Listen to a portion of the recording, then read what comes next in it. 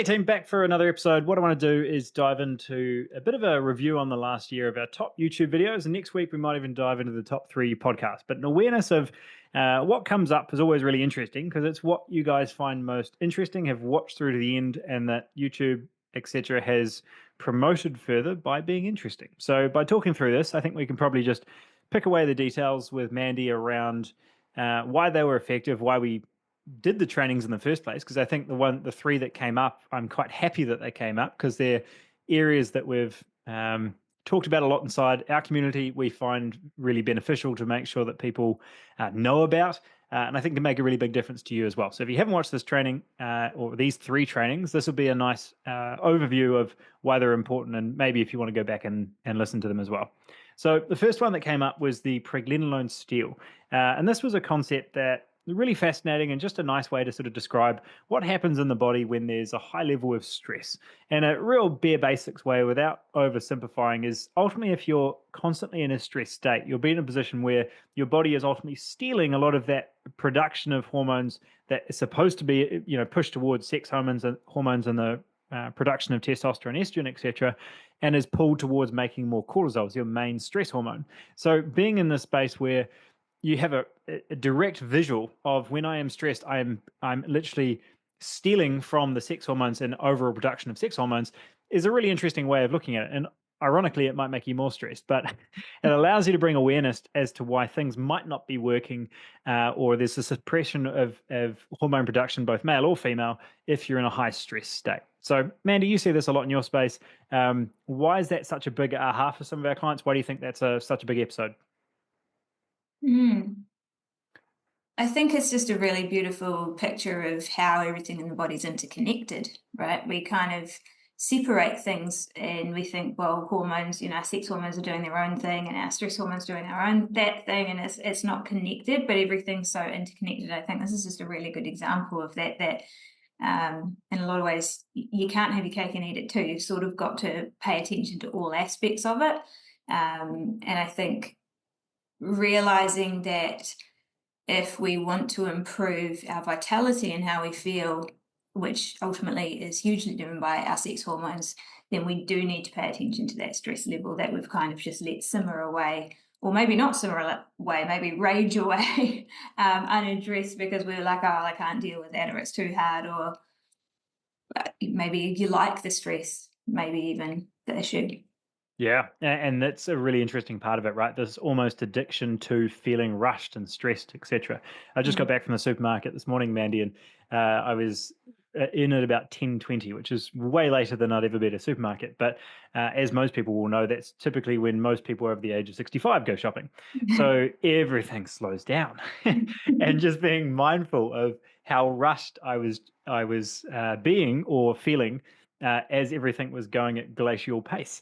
And it was a Mm. nice reminder of these almost embedded sort of rushed states first thing on a Monday morning, right? We feel Mm. less relaxed than we do, end of day Saturday. Mm. And it's just natural pattern and almost circadian rhythm of the week, Yeah. feeling rushed at 10 o'clock on a Monday. So really interesting to look at how often that is an ingrained pattern for a lot of us that, within the 9 to 5 workday, we feel it's normal to feel this slight gurgling in our stomach or whatever the thing might be. And trying to break that habit isn't just psychological, there's a physical component pulling you as well. Mm.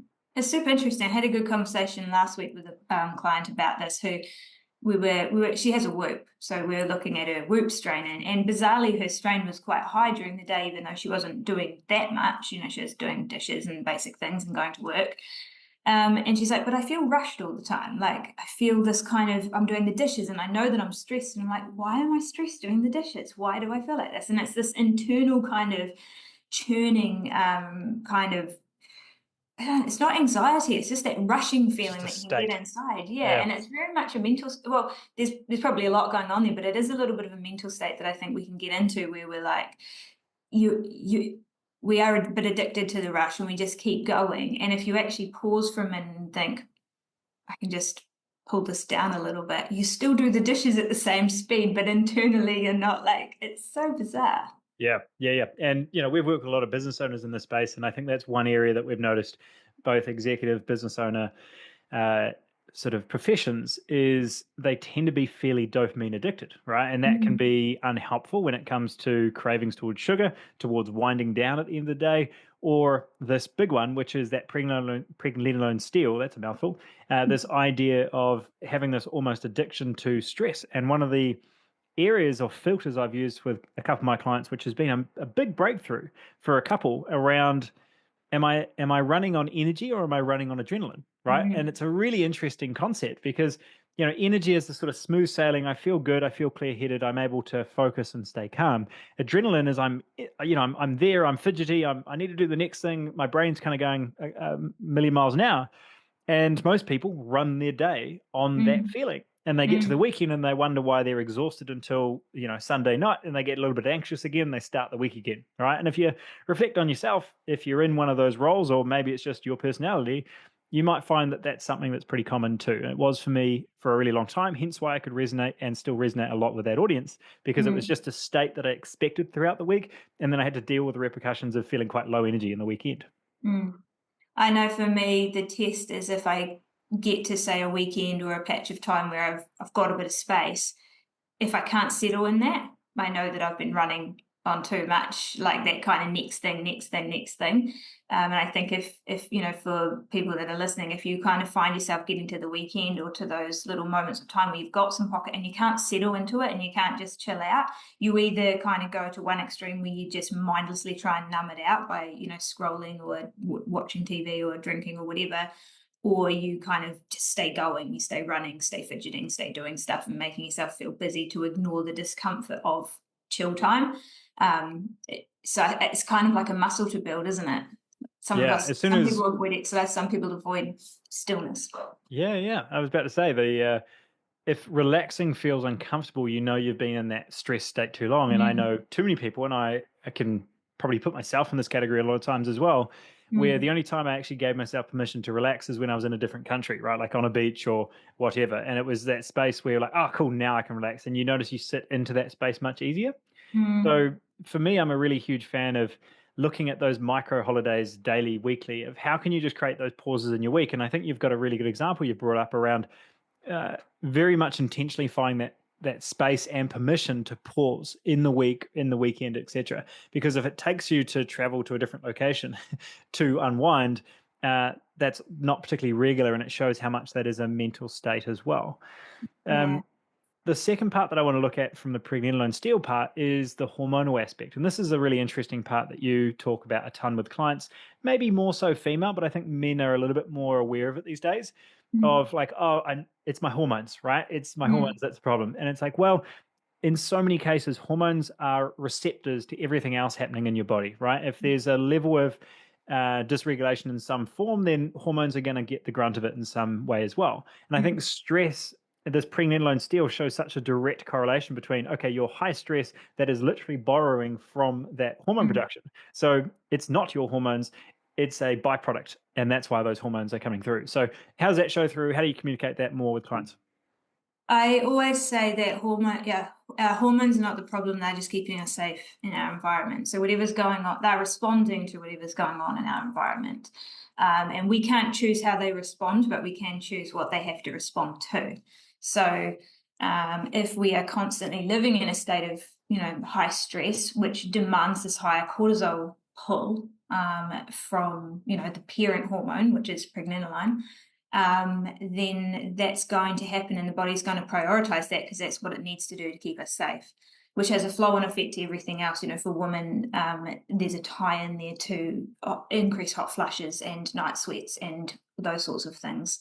Obviously, for men, a tie into downregulated testosterone production and sleep disturbance and whatnot. So I think I just like to, it can be a little bit disempowering thinking it's your hormones because we can't control them. But what is empowering is that you can control the environment that they are responding to. And that comes back to what are you choosing to put into your day?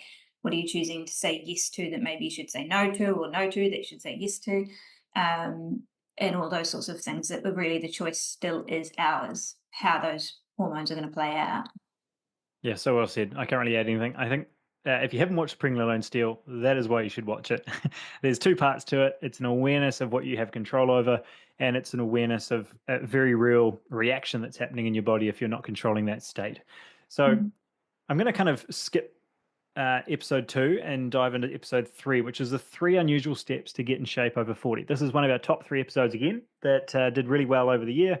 And it was this discussion around 3 coaching habits that we recommend to our clients all of the time that don't feel like the normal suggestions, right? Most people in a health space look at the calorie counting restriction that needs to be done or the increase of total volume of exercise that need to be done. And that's why most people struggle to get in shape. These 3 steps allows you to look a little bit more into the psychology and removing that all or nothing attitude of feeling like it all needs to happen now and that it needs to be such an accumulation of activities that become stressful and overbearing on your day. So the 3 here that we went through was the 10-minute walk, the 5 deep breaths, and some form of time blocking and anchoring you in your day. So hopefully off the bat you can see right away that they're not the usual recommendations that you'd expect, but at the same time they're so much more foundational, which means they will last.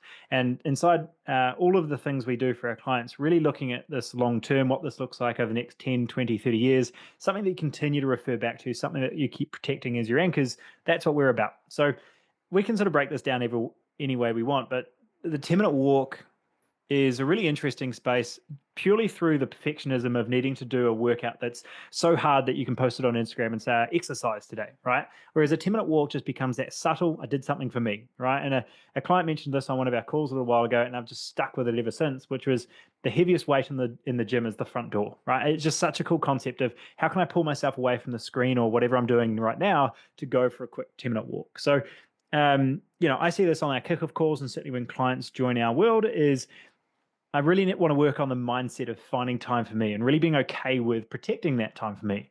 And the time block of that 10-minute walk, kind of both of them together, but that 10-minute walk is such a great avenue or gateway to that discussion because it's only 10 minutes. Can I do this thing for me? Mm. Yeah, you can't build a habit you can't start, right? And a 10-minute walk is small enough that it's pretty easy for anyone to add in. But I think psychologically it brings up so many things. I love this as a habit because it does so much. One, it gets you moving, and everyone just should be not exercising harder always, but just moving a little bit more incidentally day to day. If it's in the morning, especially, you get some, blue light and some sunshine and some fresh air, and that's always good too. You get that nice left-right movement of your brain activity of your legs because you're having to use both sides of your body, hopefully. If you're Unless you're walking, hopping. yeah, which is probably good too, but which is good. It's very calming for your brain, that left-right activity of walking.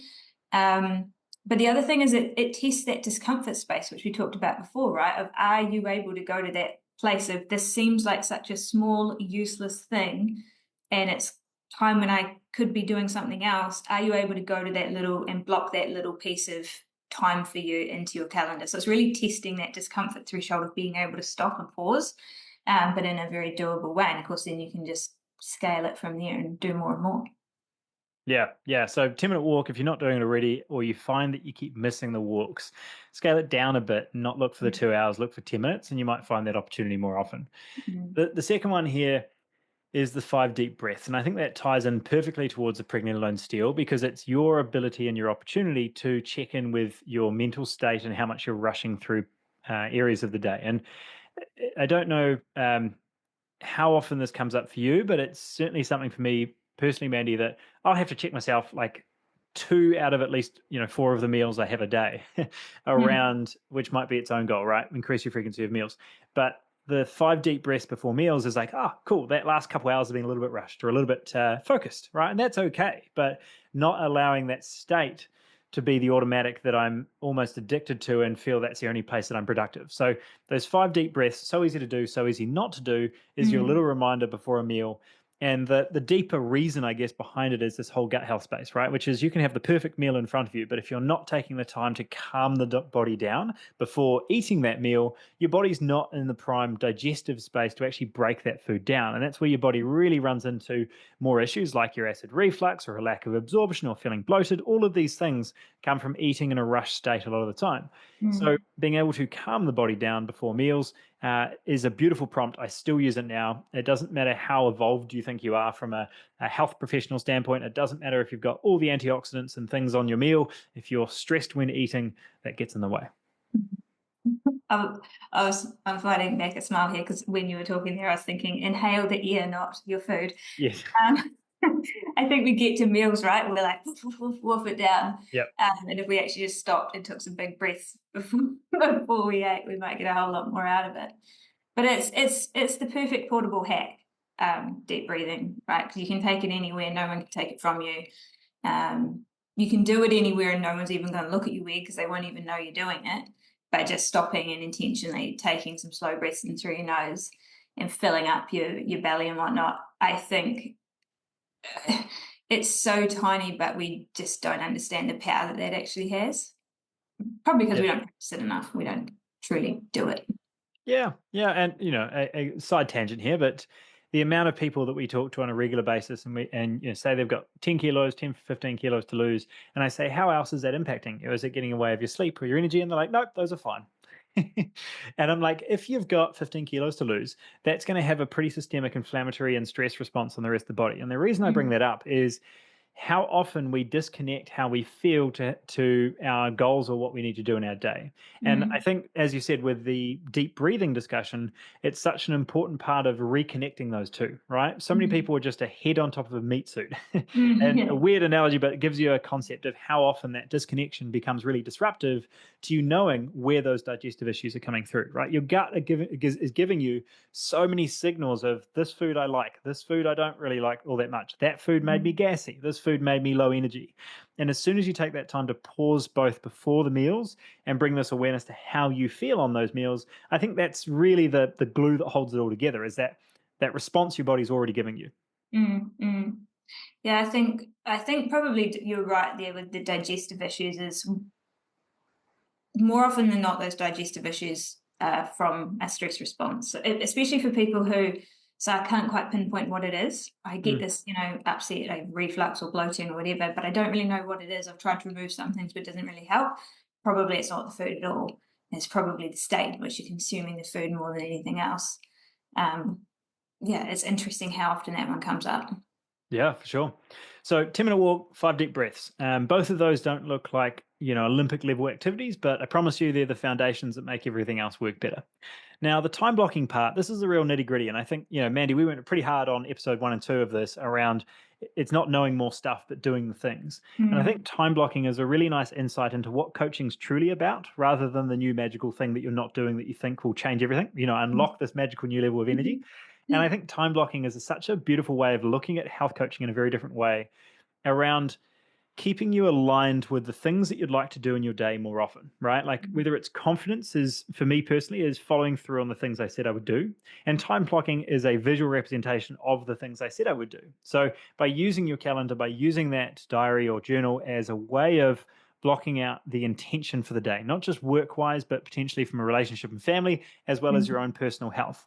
And time blocking is something that, from a general, being inside our world, you'll notice that we're a fan of. And I think it allows you to raise the bar of what you ask of yourself in your day in one form, while also reducing the pressure of what you say yes to, or highlighting the people pleasing nature we have of saying yes to everything, which means we say no to us. So there's mm, lots and lots of layers to time blocking. And I like it more and more every year by how many times it comes up as being a tool to you actually being more creative in your day, actually allowing your body to wind down. And I think, Mandy, we talked about this last week, but mm. the ability to look at by having these bumpers and these anchors in our day to do the things for us, the ability to feel more free with that time and more calm also comes out. And I think that's opposite to what most people think. Yeah, yeah, I hear two common pushbacks when we talk about time blocking. The first one is my day's too changeable. I can't time block it, so there's just like a closed door. I'm not going to even try blocking in one thing. And then the next challenge is usually I've done some time blocking, but I don't have the self discipline or whatever to stick to the thing that I've time blocked. So there's kind of layers that you have to work through. But I think one thing that I've talked about recently with a couple of clients is you don't have to go from nothing to time blocking your entire day and just sticking to it 24/7. And as soon as the clock ticks over into the next hour, you've got to go and do this thing, whether you finish or not. It's more a case of signaling to your brain that if you put something in your calendar for you, it's worthy of attention and actually sticking to. And it might only Yep. be that if you've never time blocked before, that all you do is you put your 10-minute walk in a day. That Yep. might be all that goes in your calendar, but you just practice sticking to that and then you can kind of build on that. But yeah, I think that freedom that comes from doing the thing you said you would do, but also knowing that if you've got a space of time that is for a certain thing, you can just relax into that, knowing that this is the time that's allocated for that, and I don't need to worry about everything else at the moment because that's got its own space outside of this. There's so much mental capacity that is freed up in that Mm. block of time. You can't appreciate it until you do it, I think. Yep. Yeah, yeah. Depending on how complex your day, all the more reason to simplify, right? Like the people that we see add these in, I think anyone benefits, but from the people that are least likely to add in the 10-minute walk are usually the ones that are either a lack of calendar space. So Mm, the indecision of where will that walk go? Imagine how much cognitive load that you are freeing up by saying, oh, I'm going at 1 o'clock. It's not like maybe somewhere between 10 and 3. yeah, And yeah. then the second part might be, your day's so chocker with calls, meetings, etc., that finding a way to put 10-minute walk in is the biggest win for the day, right? And the more complex your day, the more simple the habit we're going to anchor. Just Mm, becomes a really nice way to look at time blocking as being really your gateway to a bit more freedom, a little bit more space. Um, mm, so yeah, I think that's a huge one to emphasize. And again, the 3 unusual steps to get in shape over 40. This can apply to really any age, but we've seen as your total workload or stress load or inability to put time aside for you has been reinforced, these 3 steps we've seen to be a complete game changer. And if you're not doing them, both watch that episode and start to look at how you can implement them in your own life. mm, The last one I want to come back to. So, of our top 3 for the year, we had the pregnenolone deal with the 3 unusual steps for getting in shape over 40. And then the last one was the most important breakfast shift over 40. Now, you're seeing a theme here.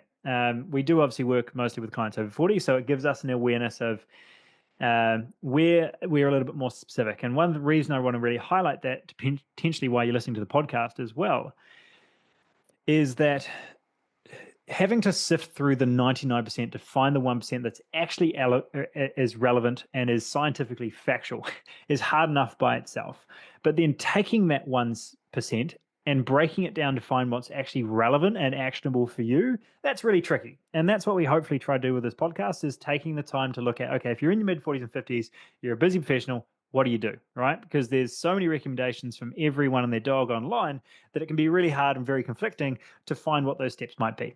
mm, So this discussion, that was just more of an emphasis as to why there's a direction towards over 40. But for the breakfast shift, I think this fits into that bucket perfectly because I wouldn't recommend this to everyone, but for 98% of our client base, it's a beautiful place to start. A nice little reset of energy, a nice way of improving general fuel to both the body and the brain. Certainly menopause wise, if you're noticing you're losing your keys, very forgetful, this is a beautiful shift to make.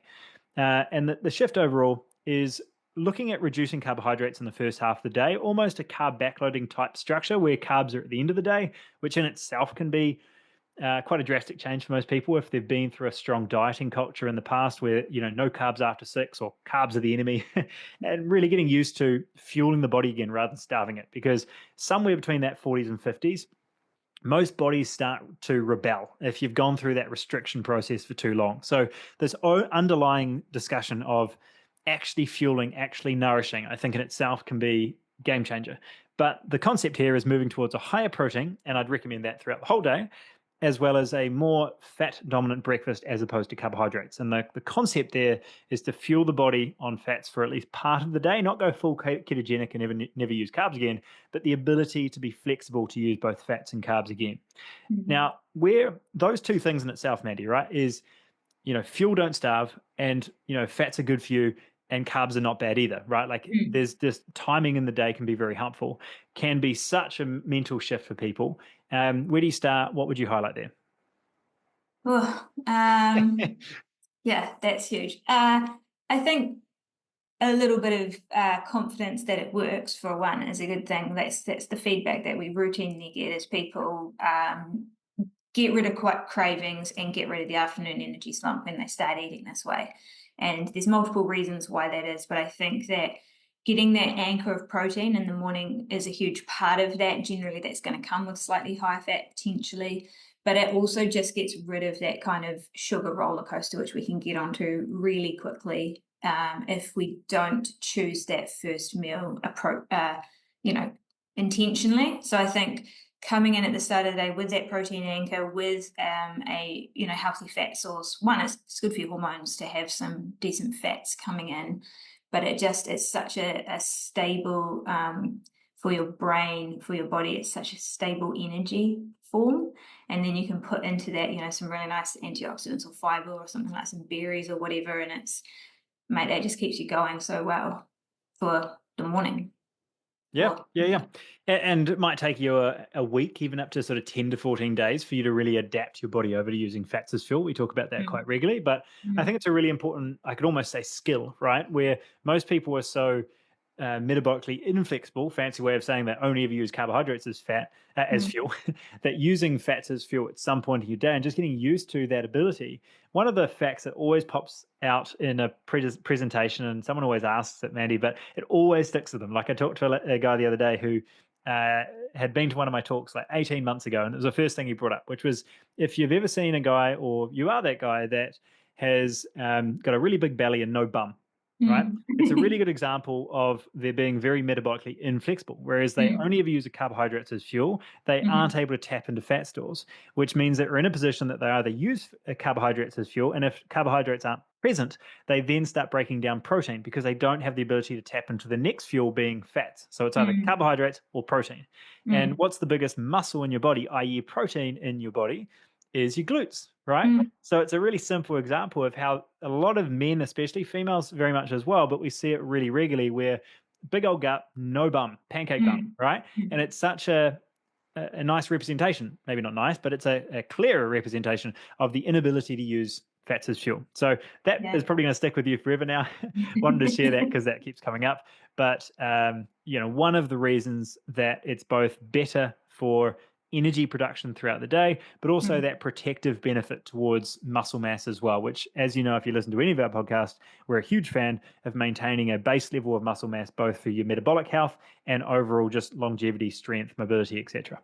Yeah, I think it's a really good example too of why when we're talking to people sort of over 40, and you talk about there's this plethora of information on the internet, and then there's some which is relevant to the age and stage, and in this situation very much relevant, because if we're talking to someone who's perhaps more sedentary and more metabolically inflexible, i.e. there's muscle loss and abdominal weight gain, then the information that's going to work for a 20-year-old who's covered in muscle and just doing all the active stuff is going to be entirely different. What's right for them is going to be completely wrong for this other individual, and it's a little bit more looking at the blood work, understanding the actual mechanics of what's going on metabolically in your body is the thing that's going to make the difference. And I think the trouble is that the focus is so much on fat loss. That's the one thing that we all kind of, this big thing that we all chase. We forget that actually fat loss comes from improving those internal metabolic processes, and simply anchoring your morning with some protein and some fats, and getting away from those very carbohydrate dominated breakfasts, which pretty prevalent in Western society in particular, can be a great place to start. Yeah, for sure. And something our team talk about all the time when they're talking to new clients, right? Is so many people are myopically focused on fat loss, and that might be the Mm, one thing actually holding them back from keeping it beyond 6 months, right? You restrict yeah. and restrict, your body rebels, and it's so much harder to get you back to baseline. So, Mm, to what you're saying, right? Like get your body healthy first, and then yeah. fat loss becomes a byproduct and almost effortless for a lot of clients because they're like, I'm actually working out less, and I'm Mm, noticing my body is responding more, right? So mm, there's many nuances, many things that we could dive into the weeds here, and this is where personal touch is obviously crucial. But the whole purpose of these podcasts, and especially today, is to highlight the big three that have come through and some awareness of some really heavy hitters that make a huge difference to how you feel on a day-to-day basis through some simple recommendations. So an awareness of, again, the three podcasts episodes here will drop below this one. Around one, the pregnant alone steal, a fancy way of saying stress less, but understanding why, right? And where that almost addictive nature of stress might come through and being aware of some of those patterns, where it's in itself, again, might be the easiest thing to understand and the hardest thing to actually do. The three unusual steps to get in shape over 40 just becomes beautiful baseline foundations to put in place to tackle a busy day and keep you in it. And then the last one being the most important breakfast shift over 40, this awareness or lean towards protein and fats as opposed to carbohydrate dominant breakfast. That means getting away from your toast or your oatmeal or whatever you might have had when you were, as you said, covered with muscle in as a 20-year-old, or more fit, or simply just younger and got away with more stuff, as opposed to now using something that's a little bit more specific, a little bit more relevant to your age and stage. So we're going to wrap that one up there, team. I hope you enjoyed that, and I can definitely see why those top three podcasts or episodes were popular, because I think they can really help you as well. So check them out if you haven't already. Otherwise, we'll see you on the next one.